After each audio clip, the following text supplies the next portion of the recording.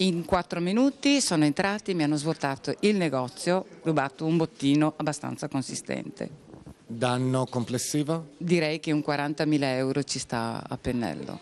Il racconto con documentazione video di uno degli ultimi maxi furti messi a segno di recente nel Veneto orientale.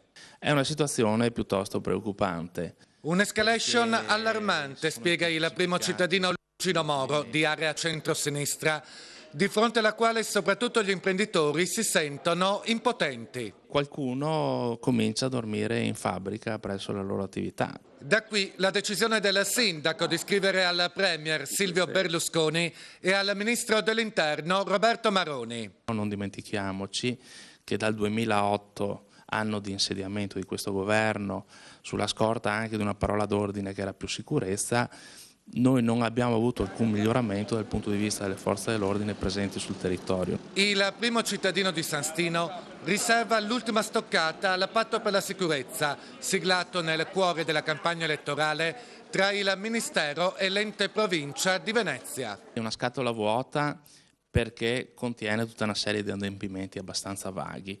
Forse sarebbe stato meglio coinvolgere i comuni che hanno competenze specifiche in merito.